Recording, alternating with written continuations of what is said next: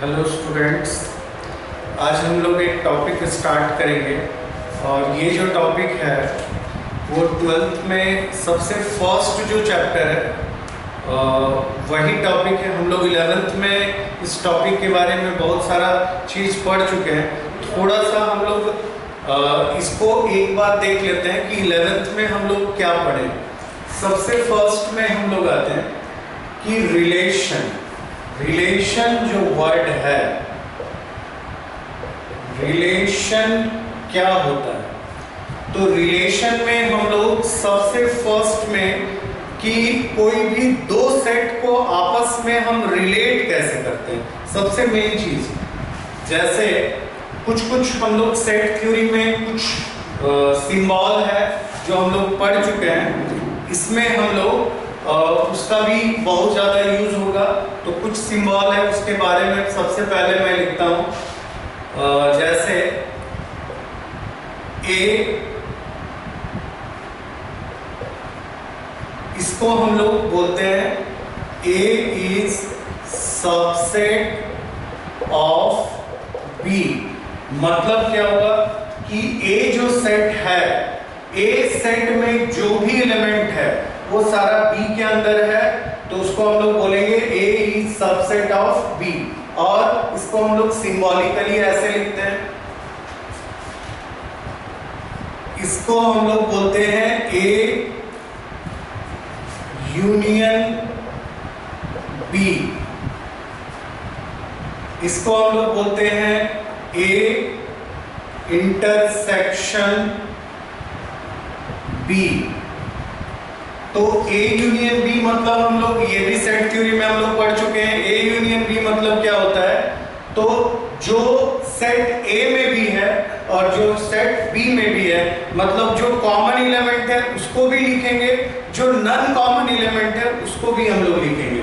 ए intersection B में क्या होता है, तो ए इंटरसेक्शन बी में हम लोग लिखते हैं जो दोनों में कॉमन एलिमेंट है उसको लिखते हैं। ये सारा हम लोग 11th में पढ़ चुके हैं। एक बार थोड़ा सा हम लोग रिपीट करते हैं, फिर हम लोग 12th के टॉपिक में आएंगे। सबसे फर्स्ट में A union B, A intersection B, और इसके बाद एक इस तरह का सिंबल भी हम लोग यूज किए हैं, जैसे वन बिलोंग्स टू बी।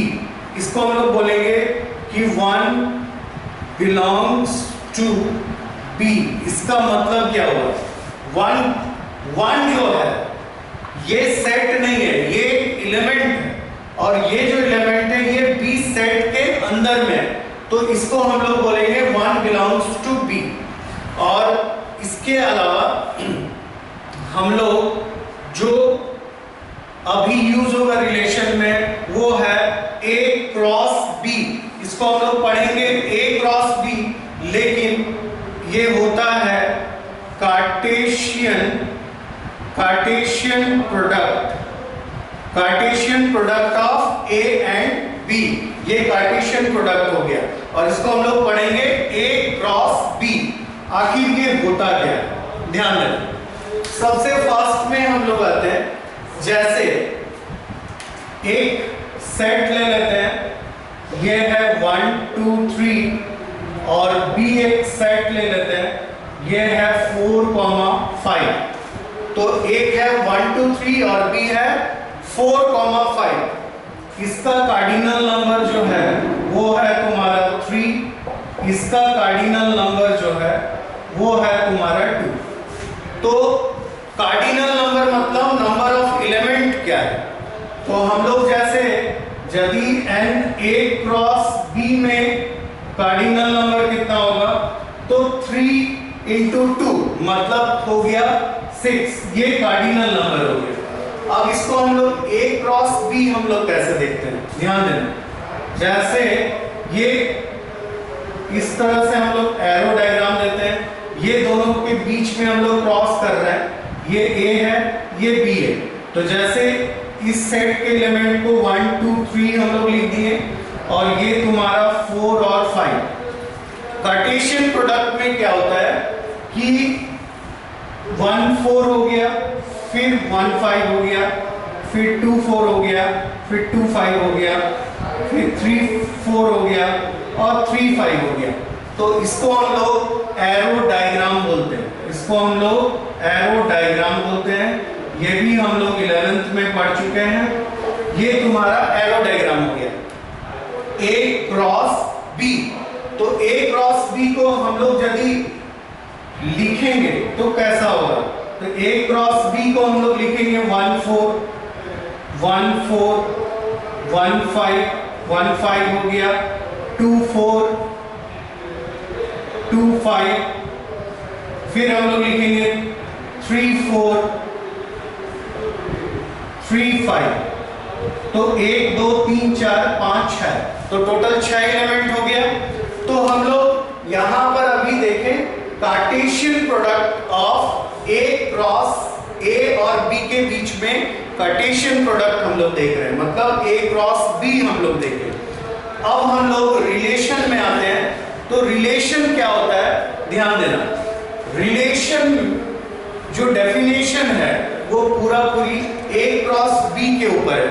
मतलब क्या हुआ कि A मान लेते हैं तुम्हारा एक सेट है 1 2 3 और B तुम्हारा सेट है 4 5। तो ये दोनों के बीच में ध्यान दें, ये दोनों के बीच में हम बहुत सारा पॉसिबल रिलेशंस बना सकते हैं। रिलेशन मतलब क्या हुआ, इस सेट के एलिमेंट को इसके साथ रिलेट करना। मतलब अब जैसे एक रिलेशन हम ले लेते हैं, तो ये 1 4 हो गया और मान लेते हैं 1 5, एक रिलेशन हो गया। दूसरा हम रिलेशन ले लेते हैं, दूसरा रिलेशन है 2 4 और 3 5, ये भी एक रिलेशन हो गया। R3 एक रिलेशन ले लेते हैं, तो ये तुम्हारा मान लेते हैं 2 4 और ये तुम्हारा 1 5। तो यहां पर एक चीज ध्यान देना, ये R1 है, ये R2 है और ये R3 है। तो ये यहां पर देखो जो भी है, जैसे मान लेते हैं R1 में जो है ये 1 4 से रिलेटेड है, 1 5 से रिलेटेड है, यहाँ पर 2 4 से 3 5 से रिलेटेड है, यहाँ 2 4 और यहाँ 1 5। मतलब R1 में जो एलिमेंट है, R1 में जो एलिमेंट है वो तुम्हारा A क्रॉस B के अंदर में देखो 1 4 1 5 1 4 1 5 है, मतलब A क्रॉस B में, मतलब ये रिलेशन जो है वो सही है। R2 जो है 2 4 3 5 2 4 3 5, मतलब ये भी रिलेशन है, मतलब A क्रॉस B के अंदर में है। फिर R3 है तुम्हारा, R3 2 4 और फिर 1 5, 2 4 और 1 5, मतलब ये भी तुम्हारा A क्रॉस B के अंदर में। तो ध्यान देना, सबसे फर्स्ट में होता क्या है, हम लोग रिलेशन का डेफिनेशन इसी के ऊपर डिपेंड है। मतलब यहां पर एक चीज हम लोग देख रहे हैं कि R1 R2 R3, R1 R2 R3, ये तीनों जो है वो A क्रॉस B के अंदर में। तो यहीं से डेफिनेशन स्टार्ट होता है। तो डेफिनेशन हम लोग सबसे फर्स्ट में इसका डेफिनेशन हम लोग लिखेंगे कि डेफिनेशन क्या होता है। डेफिनेशन में लिखेंगे late A and B are two non-empty, A and B are two non-empty sets। A और B दो non-empty sets, मतलब कुछ ना कुछ एलिमेंट होना चाहिए। Then R is a relation, R is a relation which is subset of A cross B। सबसे main चीज इसमें यही है, मतलब यहां पर ध्यान देना है कि R is a relation which is subset of A cross B। मतलब A और B के बीच में जो भी पॉसिबल रिलेशंस बनेगा वो A क्रॉस B के अंदर में होना चाहिए। यदि A क्रॉस B के अंदर में है तो इसका मतलब कि वो रिलेशन सही है, और यदि A क्रॉस B के अंदर में नहीं है मतलब वो पॉसिबल रिलेशंस ये दोनों सेट के बीच में नहीं बनेगा। तो हम लोग मतलब दैट इज हम बोल सकते हैं दैट इज रिलेशन जो होगा वो सबसेट होगा A क्रॉस B का। मतलब ए और बी के बीच में जो भी पॉसिबल रिलेशंस बनेंगे वो ए क्रॉस बी के अंदर में होना चाहिए, माने ए क्रॉस बी का सबसेट होना चाहिए। ठीक है, अब जैसे देखो कोई भी एग्जांपल ले लो, मान लेते हैं यहाँ पर 2 है, 4 है, 6 है और यहाँ पर b है तुम्हारा 5 और 7। तो हम लोग एक रिलेशन ले लेते हैं R1 जो 2 और 5 ले लेते हैं और 4 और 7 ले लेते हैं। एक R2 रिलेशन है, इसमें हम ले लेते हैं 6 5 और 4 7। तो ये दोनों जो रिलेशन है, हम एक चीज देख रहे हैं R1 और यहाँ पर R3 मान लेते हैं एक रिलेशन है। तो R3 मान लेते हैं तुम्हारा दिया हुआ है 2 8 और 6 5। तो यहाँ पर एक चीज देखो, R1 जो है वो A क्रॉस B में आएगा, मतलब ये रिलेशन सही है। R2 भी A क्रॉस B में आएगा, वो भी रिलेशन सही है। लेकिन R3 जो है वो सही नहीं है। क्यों सही नहीं है? तो यहाँ पर हम लोग देखो 2 8 आ रहा, तो 8 तो कहीं भी है नहीं, मतलब ये रिलेशन मेरा सही नहीं है। तो हम लोग एक चीज देखेंगे कि A और B के बीच में जो भी पॉसिबल रिलेशंस बनेंगे वो सारा A क्रॉस B के अंदर में होना चाहिए। यदि A क्रॉस B के अंदर में है तो इसका मतलब है कि ये जो रिलेशन है वो 100% सही है, और यदि A क्रॉस B के अंदर में नहीं है तो मतलब वो रिलेशन सही नहीं है। अब हम लोग आते हैं, ये तो हो गया कि रिलेशन हम लोग, अब रिलेशन को भी हम लोग दो टाइप से लिख सकते हैं। सेट थ्योरी में हम लोग पढ़े, कोई भी सेट को हम लोग दो तरह से रिप्रेजेंट कर सकते हैं। पहला एक हम लोग पढ़े थे रूस्टर फॉर्म और दूसरा हम लोग पढ़े हैं सेट बिल्डर फॉर्म। मेनली यही दो है। तो कोई भी रिलेशन को भी हम दो तरीके से लिख सकते हैं। जैसे मान लेते हैं कोई एक सेट है 1 2 3, तो यहां पर एक ही सेट हम ले रहे हैं और मान लेते हैं बी भी है यहाँ पर 4,5, एक सेट ले लिए और ये भी एक सेट ले लिए। एक R1 रिलेशन हम ले लेते हैं, तो R1 है 1 4 और 2 5, ध्यान देना। तो यहाँ पर ये जो रिलेशन है वो A क्रॉस B में मतलब सही है, और इसी को हम लोग ऐसे भी लिख सकते हैं x, y is such that x belongs to set A, माने x जो है वो सेट A का होगा और y जो होगा वो सेट B का होगा। y जो होगा वो सेट B का होगा। तो हम लोग ये दोनों में रिलेशन क्या है, तो देखो 1 - 4 तो -3 है, और यहाँ पर 2 - 5 -3 है। मतलब हम y इक्वल्स टू क्या लिख सकते हैं, x प्लस या तो x minus y equals to -3। मतलब ये दोनों के बीच में हम लोग एक रिलेशन लिखे। तो रिलेशन क्या है, x minus y equals to -3, x minus y equals to -3। तो ये जो फॉर्म है इसको हम बोलते हैं रूस्टर फॉर्म, क्योंकि यहां पर सिर्फ लिस्टिंग ऑफ एलिमेंट है, और इसको हम लोग बोलेंगे सेट बिल्डर फॉर्म। इसको हम लोग सेट बिल्डर फॉर्म बोलेंगे। तो यहां पर भी सेट थ्योरी में हम लोग जो पढ़े थे, तो सेट थ्योरी में हम लोग पढ़े हैं कि कोई भी सेट को रिप्रेजेंट करने का दो तरीका, एक हो गया रूस्टर फॉर्म और दूसरा हो गया सेट बिल्डर फॉर्म।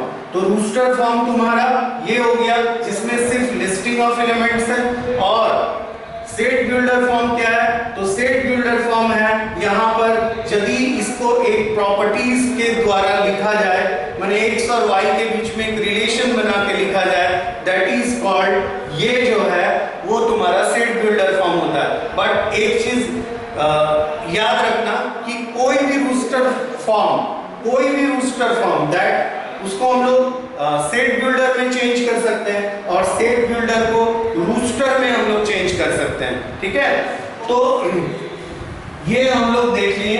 इसके बाद हम लोग आते हैं कि दो सेट के बीच में हम कितने टाइप्स के रिलेशंस बना सकते हैं। तो ये तो तुम्हारा हो गया कि रिलेशन का डेफिनेशन क्या है। अब हम लोग आते हैं कि दो सेट के बीच में हम कितने रिलेशंस बना सकते हैं।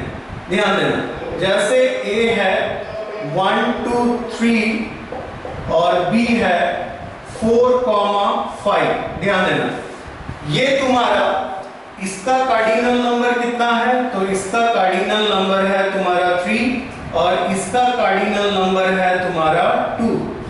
तो इसका कार्डिनल नंबर 3 हो गया और इसका कार्डिनल नंबर 2 हो गया। तो हम लोग दोनों के बीच में हम रिलेशंस कितना बना सकते हैं। तो पहले हम देखेंगे कि A क्रॉस B में कितना एलिमेंट होगा। तो A क्रॉस B में हो गया 6 एलिमेंट। तो हम लोग दोनों के बीच में हम कितना, अच्छा हम लोग सबसेट्स पढ़े थे। तो सबसेट्स में क्या हम लोग पढ़े कि एक कोई सेट है उसमें मान लेते हैं 2 एलिमेंट है या 4 एलिमेंट है, तो उसका जो सबसेट होगा वो क्या होगा, तो उसका जो सबसेट होगा वो 2 का पावर नंबर ऑफ एलिमेंट हो जाता है। तो बस वही चीज हो गया, ये A क्रॉस B में 6 एलिमेंट है। तो हम total number of subsets, total number of subsets कितना हो जाएगा, तो टोटल नंबर ऑफ सबसेट्स होगा 2 का पावर 6। मतलब हम यदि कोई एक एलिमेंट है, कोई एक सेट है उसमें 6 एलिमेंट है, तो 2 का पावर 6 सबसेट्स बना सकते हैं। तो बस रिलेशन भी हम लोग यही हो गया।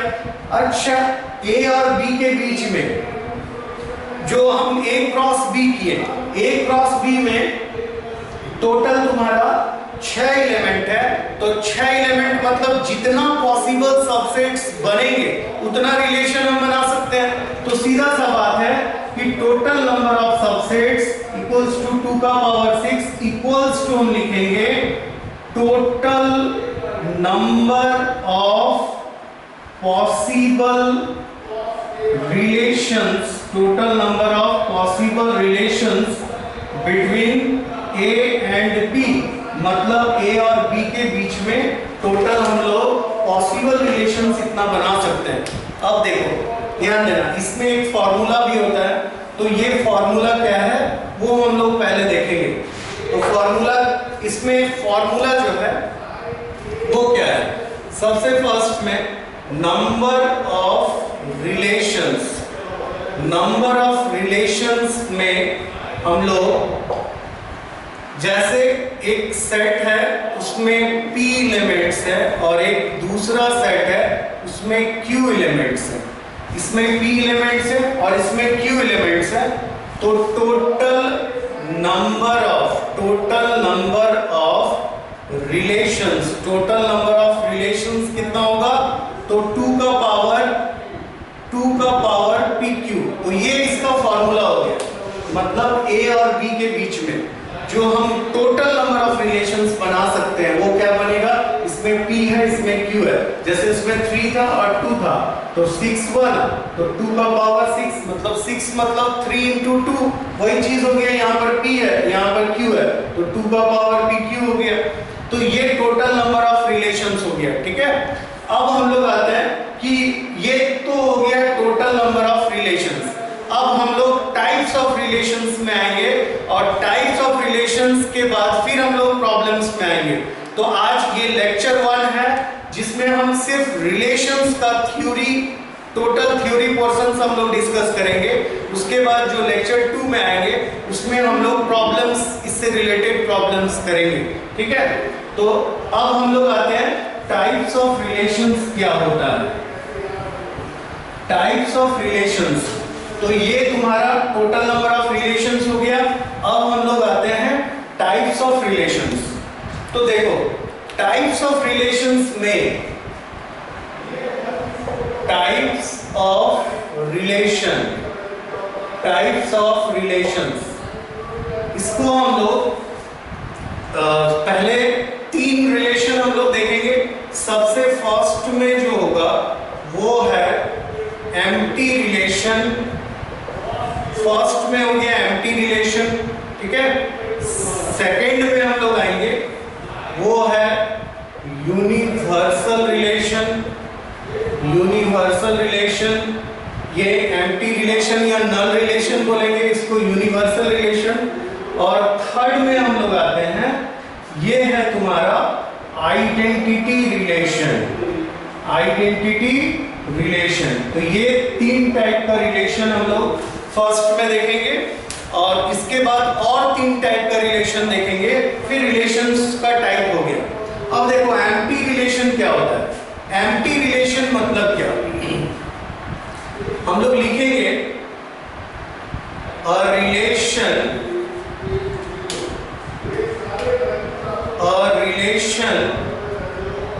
Capital R on set A is said to be an empty relation।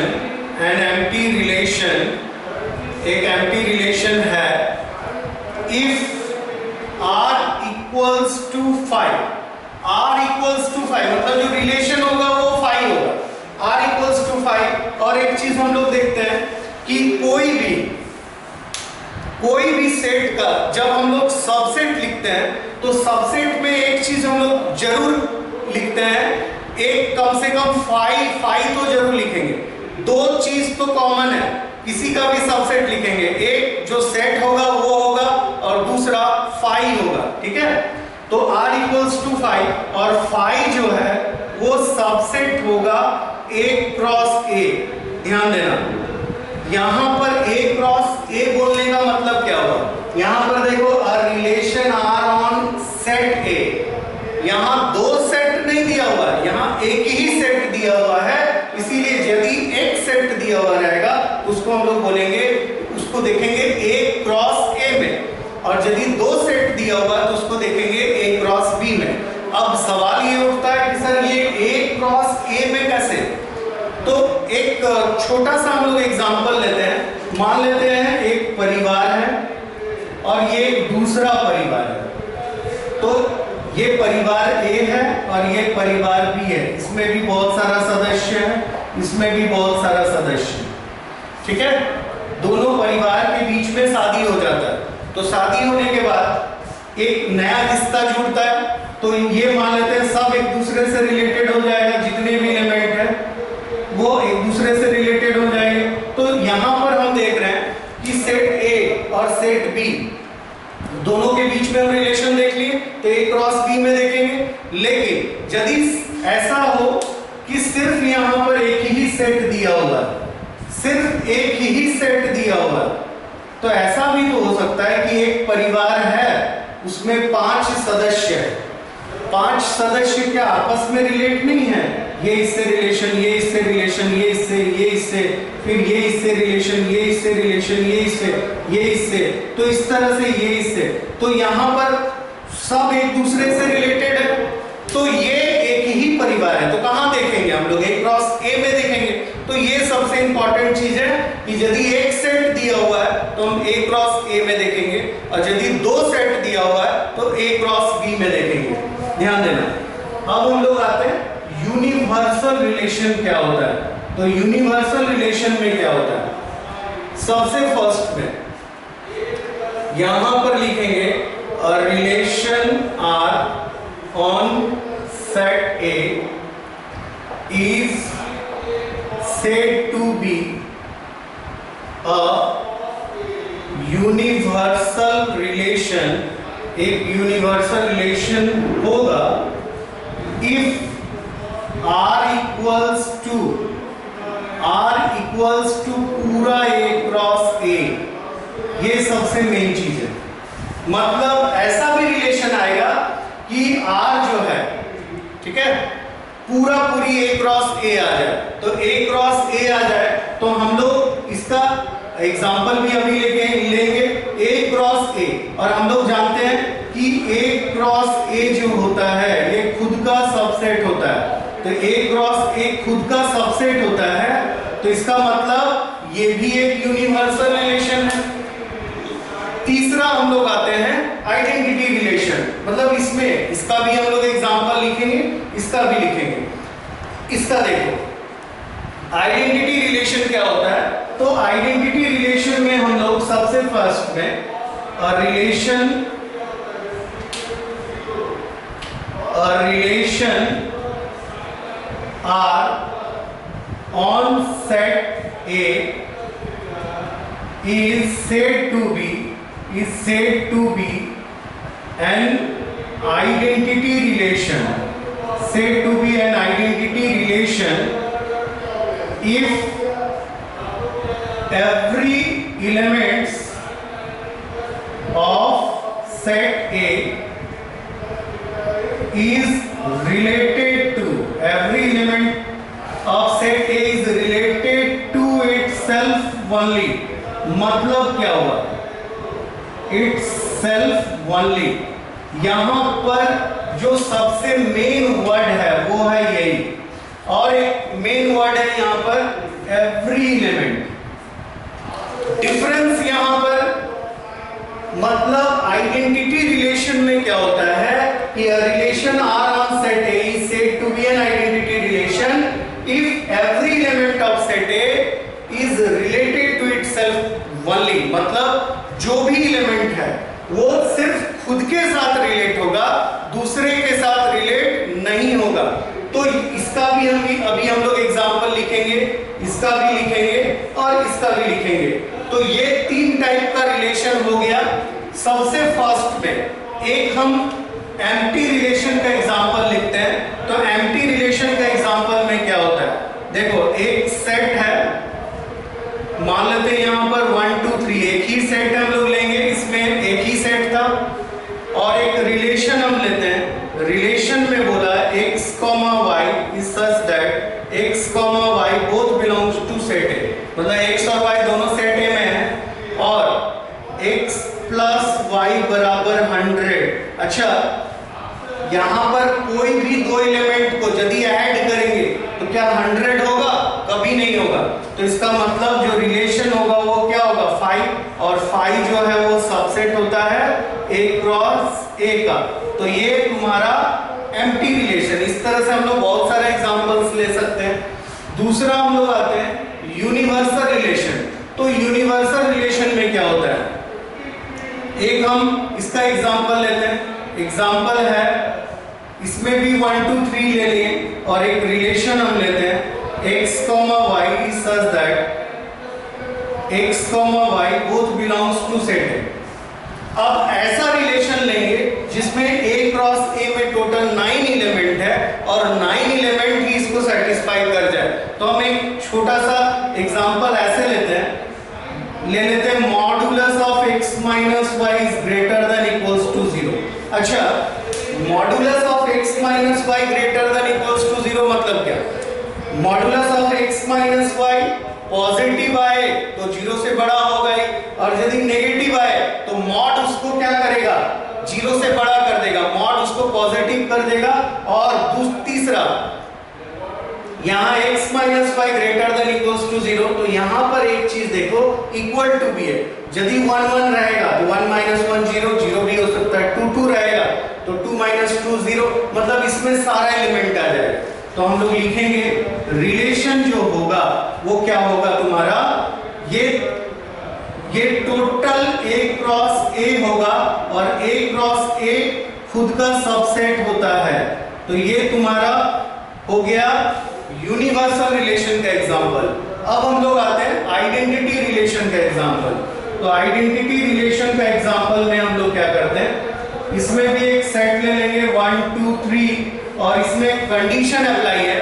तो कंडीशन क्या है, every element of set A is related to itself only. मतलब क्या, ऐसा रिलेशन हम लोग को लेना है जिसमें सिर्फ ये खुद के साथ रिलेट हो। मतलब क्या, x, y और x, y such that x, y both belongs to set A, दोनों सेट A का ही एलिमेंट है, और x माइनस y बराबर 0 ले लेते हैं। अच्छा, x माइनस y 0 लेने का मतलब यहाँ देखो 1 1 1 माइनस 1 0 आएगा, 2 माइनस 2 करो 0 आएगा, 3 माइनस 3 करो 0 आएगा। तो तीनों एलिमेंट आएगा, इसके अलावा कोई चौथा एलिमेंट इसमें नहीं आएगा।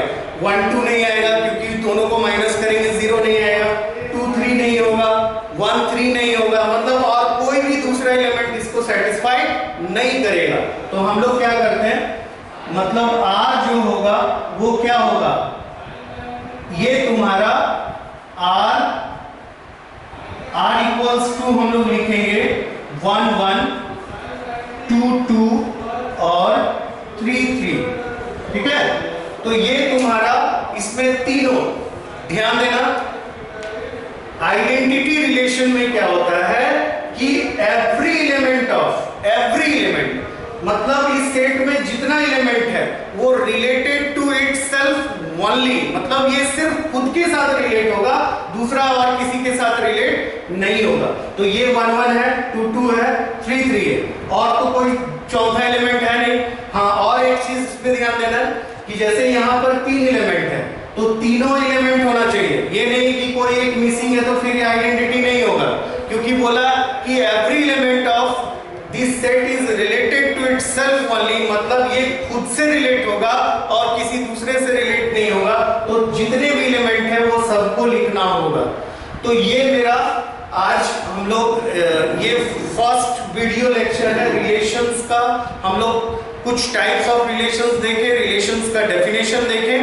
अब हम लोग इसके जस्ट बाद जो नेक्स्ट वीडियो हम लोग बनाएंगे उसमें और कुछ टाइप्स ऑफ रिलेशंस हम लोग देखेंगे और उसके बाद फिर हम लोग प्रॉब्लम्स करेंगे। चलो आज के लिए बस इतना ही, ठीक है, ओके बाय।